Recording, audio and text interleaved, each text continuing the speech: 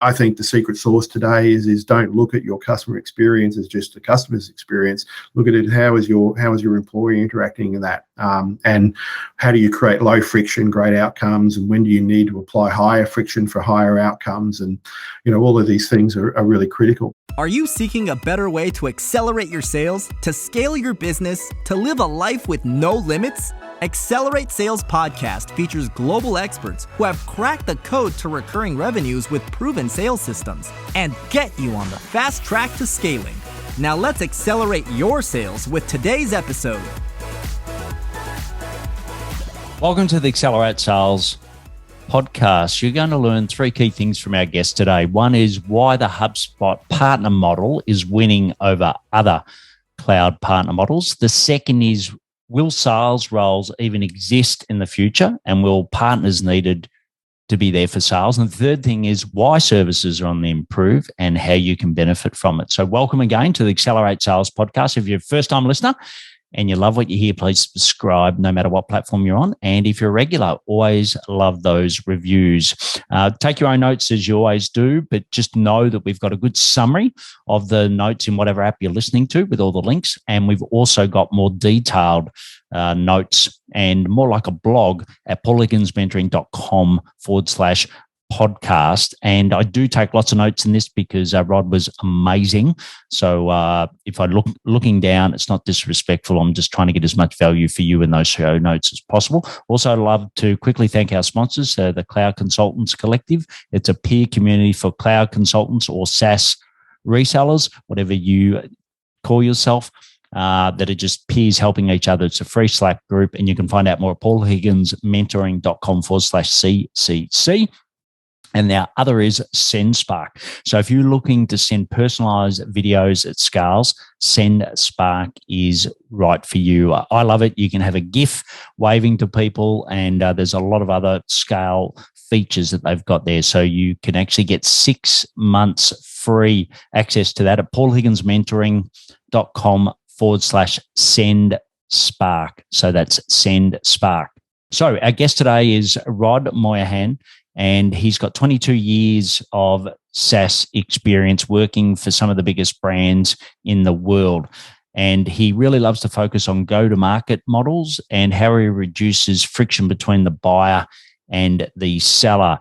And some of the companies he's worked for include Microsoft and Microsoft Dynamics, Salesforce, SAP, Accenture, Cloud Services, and also Zendesk, just to name a few. And now he's a director of BAC Partners, Australian-based company that is an elite HubSpot partner. He's grown that from 6 to 22 employees pretty quickly, and he loves helping with customer experience and also employee experience to, again, bring down that friction between buyers and sellers. So what I'll do now is hand you over to Rod Moynihan from bacpartners.com.au. Welcome, Rod. So great to have you here on the Accelerate Sales Podcast. Paul, thank you for the invitation. I can't wait to talk about some of my favorite topics. Yeah, well, I know that we before air spoke about one of our favorite topics, which is the love for golf. We'll have to park that maybe for a different type of podcast. But why don't we kick off with who are the ideal clients for you? Who do you love to work with, and what are some of the problems you solve for them? Yeah, it's a good question, because I think ideal clients take many different shapes. I'd start by saying, I guess, depending on how you profile your business and the segments you play in, that perfect client or that ideal client is going to change somewhat. For me, over the years, I guess there's been a number of characteristics or archetypes that I would apply to that. I'll start by saying I think an ideal client is actually just an ideal relationship in some ways. That it's open, it's collaborative. There's a sense of a unified end state, and there's a collegiate nature in how you want to work together to get to that end state. If I kind of broke that down into some of the, I guess, more business-orientated characteristics, I think for us it would be an organisation that really has a customer experience first lens. That from the top down, from the executive layer down, there is a passion and a desire to create advanced and enriched consumer experiences with their brand or their products or their services. And I think the next thing would be an organisation that has a kind of change-orientated culture, that they never really sit still. They're always thinking about how to amend and adjust and create a better model for their products and services.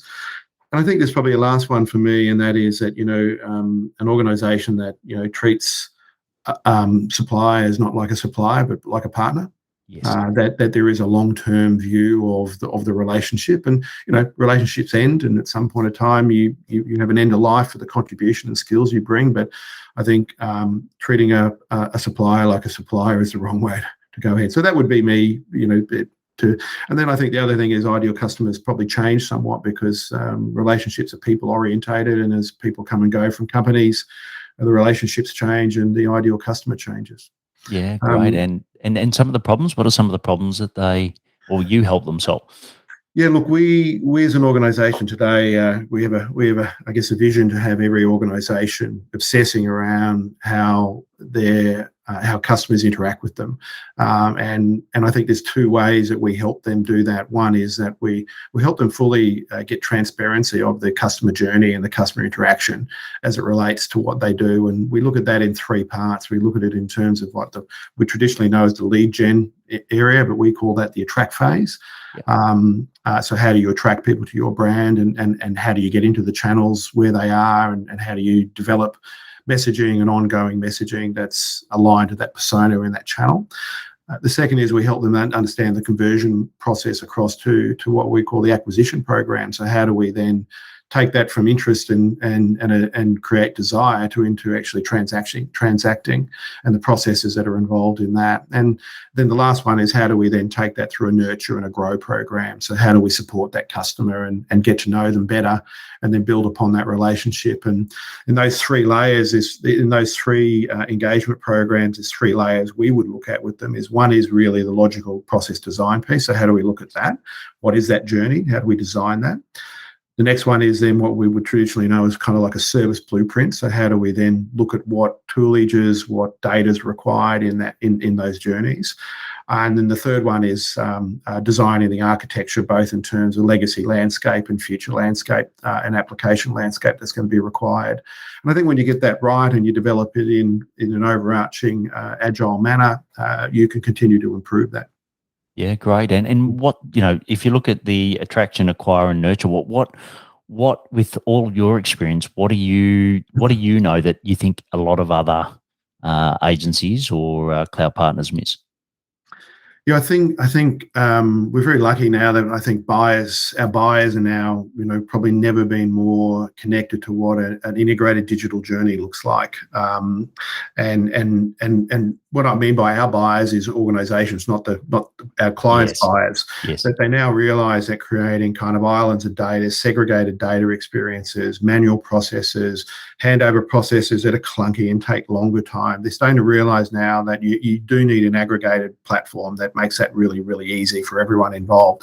I think the other big thing that I'm seeing is people are now turning their lens to what we would call the employee experience. And what I mean by that is employee enablement. There's two parts to employee experience. Obviously, one is a cultural one. So how do employees experience you as a business?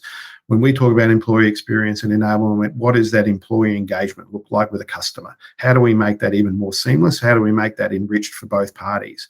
And that really does go back to those three elements of, process design, service design, and technology architecture, and how you apply that. And so, I think the secret sauce today is don't look at your customer experience as just the customer's experience. Look at it, how is your employee interacting in that? And how do you create low friction, great outcomes? And when do you need to apply higher friction for higher outcomes? And, all of these things are really critical. But the good news is, as I've seen, really, COVID's really accelerated the way that organisations are thinking about the digital experience for employee and customer. Yeah, it was interesting. I heard someone on a podcast the other day say that high quality sales is dead. Just blasting 1,000 emails a week and hoping that you get 1-2% conversion or whatever those is in the past. What's sort of your views on a bold statement like that? I'm always kind of on the fence on some of these statements, because I think again, going back to the first thing, if you know who your buyer is, their archetype, their motivations, their style, you're going to find that there are going to be different channels that are going to have different success depending on what sort of business you are and who you're trying to sell to. In a B2B sense, email is still, B2B organizations, email probably has a 3% response rate, which is pretty low. Yes. In B2C sense, it's even lower. It might be as low as, under 0.3%. Yes. So I think you've got to pick the channels for the markets you play in, and again, know your customer. I think today's programs are an omni-channel program. It's not just a single channel for success. It's trialing multiple channels and running multiple campaigns. It could be email based with a call to action to something else. It could be text message based on another routing process. Don't forget the old world of picking a phone up. That works for some clients still, depending on your persona and who you're selling to. But I think today's technology platforms allow you to do pretty strong A/B testing around these things as well. So, is email dead? I'm probably not sure. If you ask how many people they spend in front of email a day, it's probably 60% of their days is responding and communicating an email. How do we make email more effective is probably the question. Yeah. And what are some of the examples you've seen? What are some things that you're testing with clients at the moment to improve that, 3% to make it higher? Yeah, I think you've got to pick. I think the seasonality, number one. So when do you actually put them out? Also, again, it goes back to it. I mean, there is some people who are not going to look at emails. I mean, if you're selling to, if one of your core buyers is a tradie, right? We have a customer who sells products to trades. I mean, their channel of choice is text message. Because it's easy. You can put 10, 12 words together with a call to action to a hyperlink somewhere. Tradies live on these bad boys. That's what they conduct all their business in. They're probably only going to their desktop to do invoicing at night, or looking at Xero, or looking at cash flow reporting, or ordering. So it goes back to understanding. On the email front, I think emails need to. I'm a bit over gated emails, if I'm being completely honest. I think the gated email is, for me, is unless it's so valuable, no one's going to click through and give you their details. They're just not, right? Yes. I think you've got to enrich emails and get rid of gated emails. I think you've got to put the reward in the email. If I'm going to open that email, reward me. Yes. Yeah, that would be one tip. Yeah, that's great advice. And I think the days of signing up and you'll get all the value then. Most people are trying to reduce their subscriptions, not increase them. And if I sort of change gears a little, you've worked for some of the biggest tech companies in the world. Microsoft, Salesforce, SAP, Zendesk, etc. And you've been on the vendor side, and you've been working with partners to help distribute the products. What are some of the differences across those different networks and the philosophies around what a partner really means? Yeah, I think the partner models, the partner evolution, going back to we've got to remember now. I've been in the industry for 25 years. When I joined Microsoft as employee number 3 for what was then Microsoft Business Solutions, that we know today as Microsoft Dynamics, so all their ERP products, their CRM and their retail, their POS, all those sort of things. That was a really, really interesting time, because my first major learning of being in a channel, because Microsoft did not sell direct in that space, so every bit of revenue came through a channel, and it was an interesting one because they had acquired competitors effectively in the market. They bought Exapta, Navision, Solomon, Great Plains, Yes. and then brought them in under one parent and said, go out and play nicely. But all those channels were competing with each other. So one of the things I guess I learned in the early days around really good partnering was ensuring that your partners knew where to play. Yes. And you play, as a vendor, you played a really core role in terms of having a really, really clear plan and strategy of where each of the products you had were going to be successful, and then ensuring that your partners were enabled to be successful in those sectors, and you helped guide them through that. Because now that in principle sounds great, in reality, a buyer might reach out to all of those and ask them to compete on the same sale. But the other thing you learn through a partner model is you've got to feed the machine. you've got to help provide leads, and you've got to put marketing into the channel and help them through that. And the other thing is that your role as a partner is almost an influencer, and a coach, not necessarily telling people what to do. So, in those early days at Microsoft, that was a really interesting time to go through as they were bringing these channels together. If I look at some of the others, I won't mention names. Some were woeful at partnering, absolutely woeful, because they were competing effectively. They were a competitor to the channel. Yes. And you can't have that. You cannot be accelerating and building a channel, but then only telling them when they can have access to a customer or access to a lead. If I fast forward to, sorry.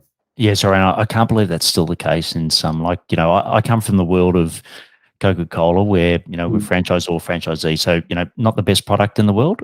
Tastes good, but not good for, especially if you got a kidney disease like me, right? So not great. But they really knew how to maximize that franchisor, franchisee, or vendor partner model. But I've been really surprised working across multiple platforms, and we've got a community called the Cloud Consultants Collective, which has got basically platform agnostic, right? So wherever you're a partner, you can be in, and the difference is quite amazing. And there's still that competitiveness in some of the marketplace. I can't believe that that's still the case. Well, I mean, there's really three types of partners, right? There's a reseller.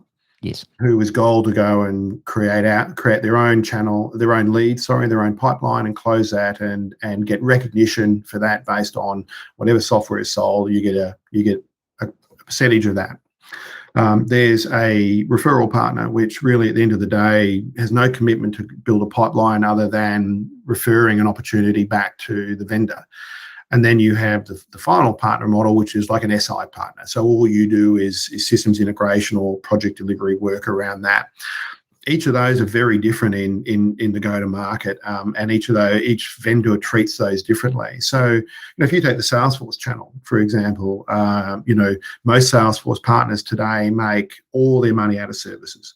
Yes. For a number of reasons. Number one, that Salesforce has a very, very large direct sales force. And so trying to actually influence someone to buy directly off a reseller versus the vendor is really hard. So, trying to create a channel of revenue from a resale perspective is probably not what you're going to do as a Salesforce partner. And so to that extent, Salesforce will go and sell the deal, and then they will or coexist a sale with a partner and sell collaboratively, and then the services go to the services partner. That's how most traditional partnership models work in the B2B space.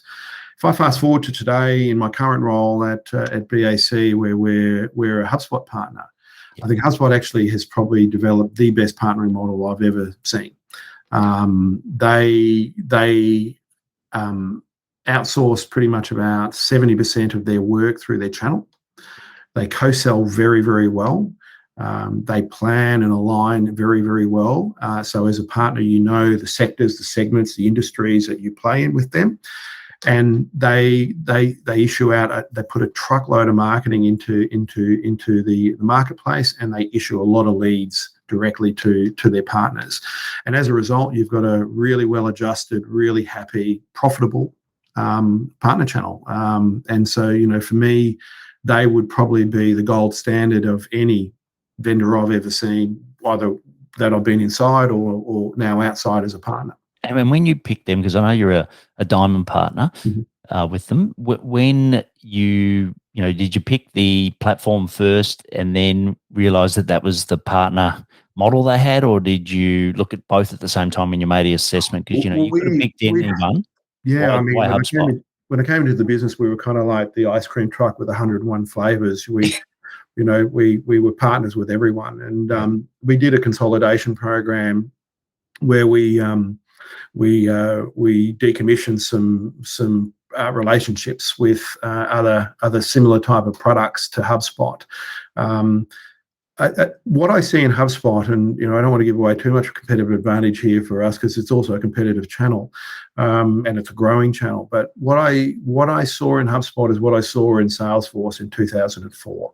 Right. So when I came on board as the VP of Sales at Salesforce, we're a really, really small sales team. Believe it or not, you look at Salesforce today, building a mega building in Sydney, you'd be hard to believe when I joined Salesforce, it was 50 people in Australia.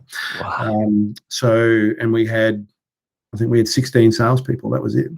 But what I saw then was the emergence of a new way of looking at an aggregated customer experience through a really, really good platform good platform back then that allowed both the employee to have automations and efficiencies built into their sales cycles, great insights produced. And what it was doing by being in the cloud was really, really challenging the cost of ownership and the ROI that at that point the dominant player, which was Siebel, was doing. Now, if I look at what I saw when I first started investigating HubSpot, was I think HubSpot's going to do to Salesforce what Salesforce did to Siebel. It's the new generation of thinking. Salesforce will always have a place. There's no two ways about that. But what I have also learned from 25 years of seeing business applications bought, implemented, is that most organizations start with a really, really strong goal and plan of what they want to achieve by having a new technology framework. In reality, when they fast forward, they probably only scratch the surface of what they set out to achieve. Yes. And in the Salesforce world, I've been a Salesforce user. I've been part of 3 deployments over 20 years. I can tell you from a Salesforce standpoint, and this would be the same potentially with SAP or Oracle or whatever, is you actually only end up using a pittance of what functionality exists. And I think what HubSpot's done by having a new code base, a more flexible code base, an integrated code base across the whole attract, acquire, and nurture program, is it's not cobbled together anymore. It's a single code base with a single customer experience from end to end. And I think this is where it's challenging the way that organizations want to move to that new digital world of a connected experience that's seamless. Is if you want to do that in other more legacy products, you're effectively buying a whole heap of different code bases. So I'm not picking on Salesforce because it sounds terrible, but it's just the reality of evolution, isn't it? Yeah. Like you said, they did it at Siebel. Yep. HubSpot are doing it to them, and I agree. And I think that's the, if you look at RevOps now, I know that's I think it was one of the most searched terms in last year. It's a similar thing, right? You want to see that end to end, from the marketing, from the sales, and the customer. And I know when I was at Coca-Cola, it was always silos, and that made it difficult. It made it hard because one company was the silo. But it sounds like HubSpot, are integrating very well with the partners, which is great.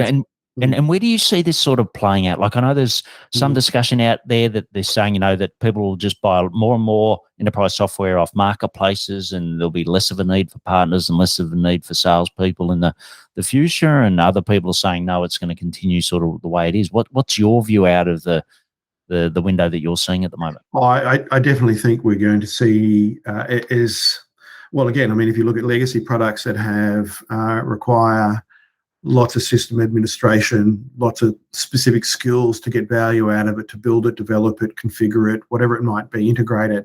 Those legacy products are always going to require more and more people to get value out of it because they can't change their legacy code base, right? Yes. It is what it is. But when you see new code-based products coming out, I'll give you an example, like in a HubSpot world again. So to deliver, I'm on record here, so I've got to be a little bit careful. But I think to deliver something that is an end-to-end experience for a sort of mid-tier type organization around marketing, sales, customer service, and support, and possibly some RevOps integration into revenue recognition tools in the background, you're probably looking at doing that for about 30 or 40% of the cost and time and effort than you would in a legacy product. Now, the reasons for that is, number one, you make a change in one area, it's replicated across the whole product now, so you don't have to do it in different areas. The other aspect to your point around marketplaces is really interesting because you can handpick now core bits of functionality that are designed specifically to work within that architecture of that product, like HubSpot, and use that really, really, really quickly. Are salespeople dead in this world? I don't think so. I think from what I'm seeing, people still want to interact and have more interactive conversations to determine what their requirements are and deal with an organisation to get a unique fit to that. Are services companies dead in this world? No way. If you're a services company that is developed around an industry or developed around certain core components of IP, such as RevOps, an organisation with their own insular view of trying to roll out a product is only going to probably roll out what their insular view allows them to see. Yes.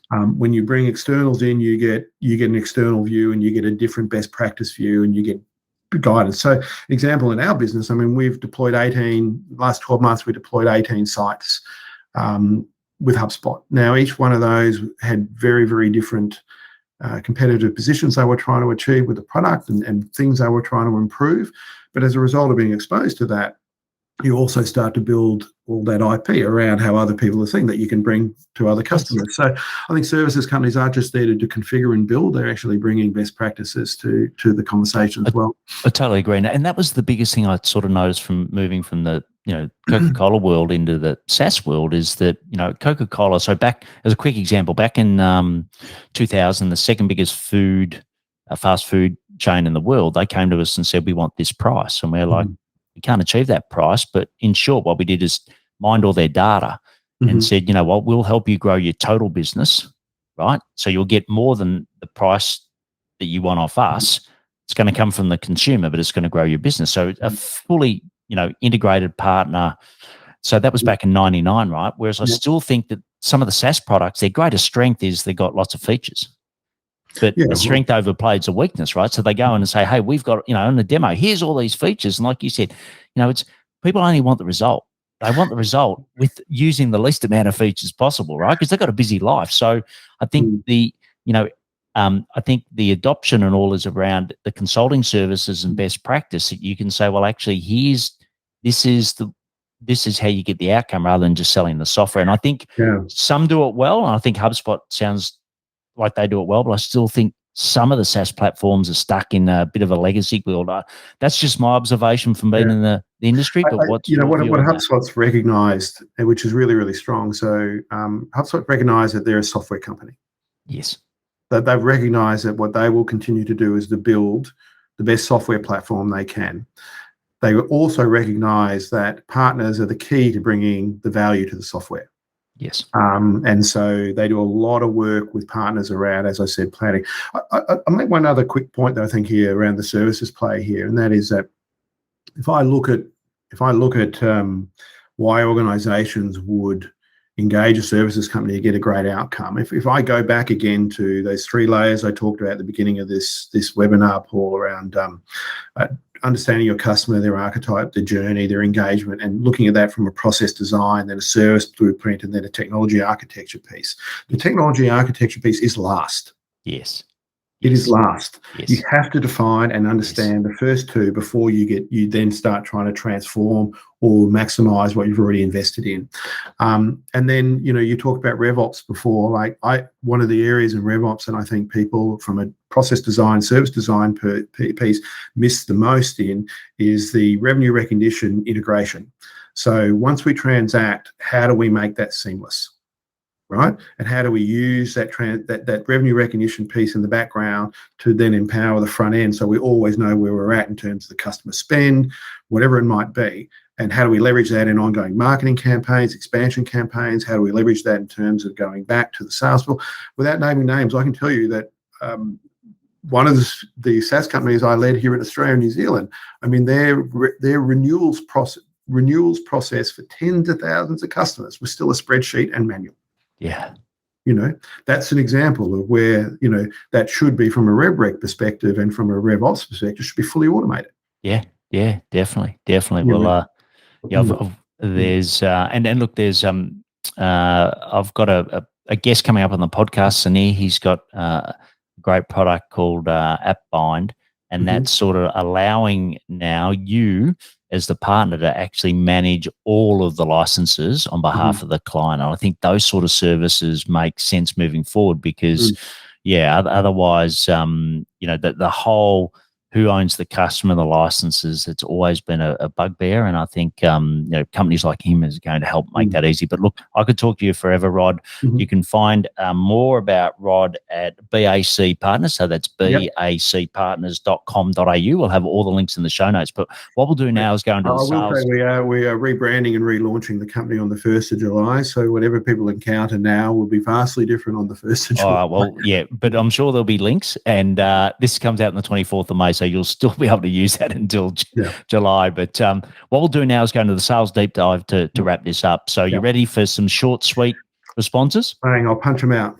All right, excellent. Thanks, Rod. So the first one is, what are some daily sales habits that you do each day to accelerate your sales?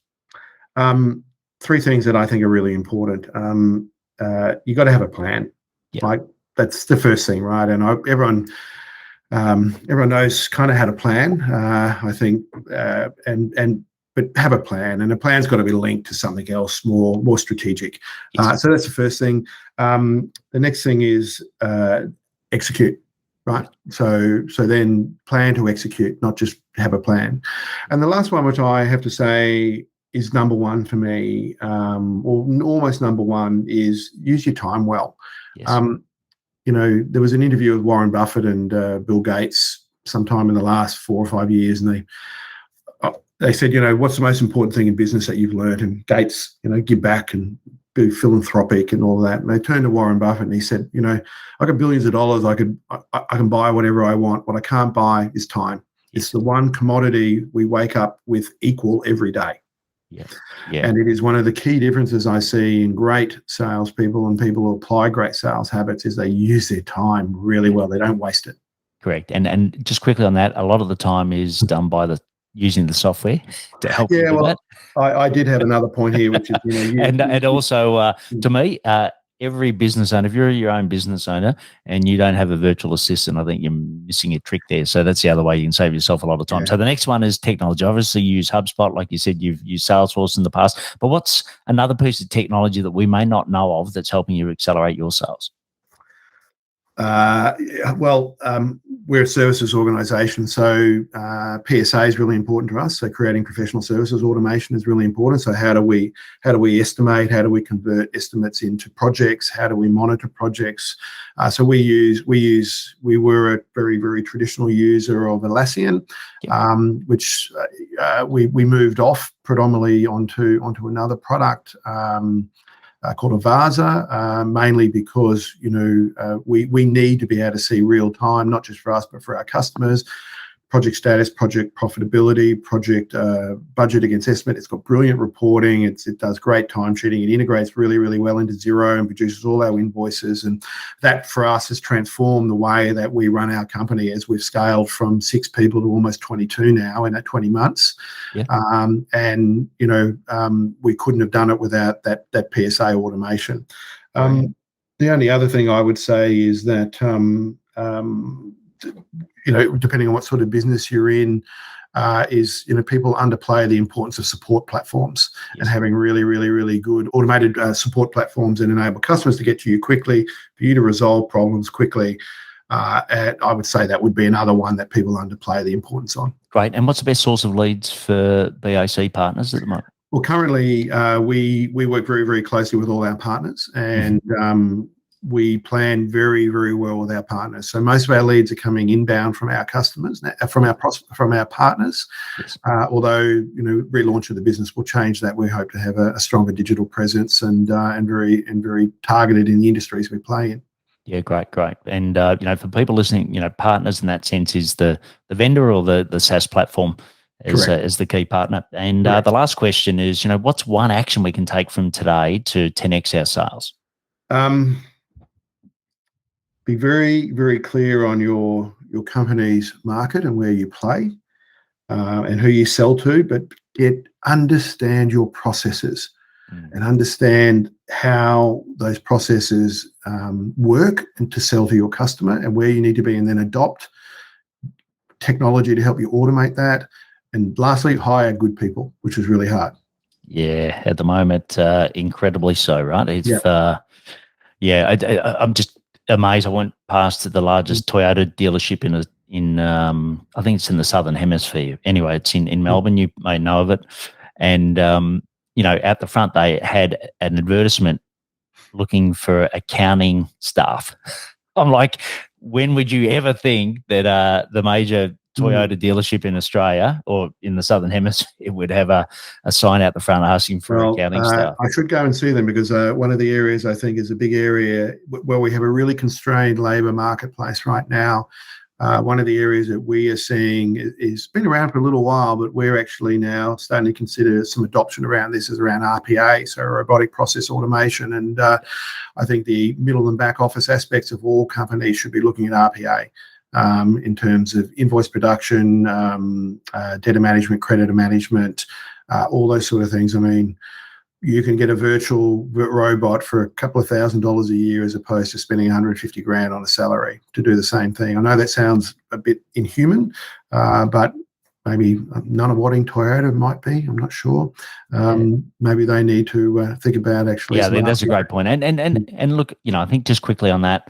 So I know we're a bit longer than normal, but it just gives that person opportunity to do something that a robot can't, right? So, people get worried about, they're going to replace this, AI is going to replace. No, it'll just be a shift. It's no different to when farmers used to plow land, and now, they're using tractors and automation to do it, right? It's just an evolution. But Rod, it's been brilliant having you on. So once again, there will be a new website, and we'll put a link to that when it comes out. But at the moment, you go to bacpartners.com.au and you can find more about Rod. But been brilliant having you on today, Rod, and thanks for sharing your wisdom.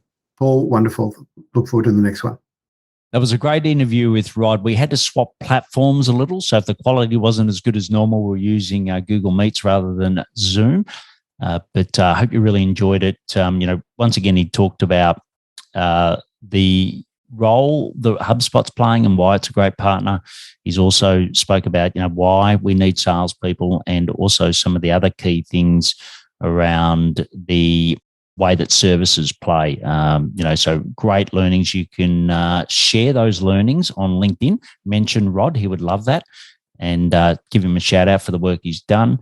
Also, you can find out more at bacpartners.com.au. I know that's going to be updated. We'll put that into the future links.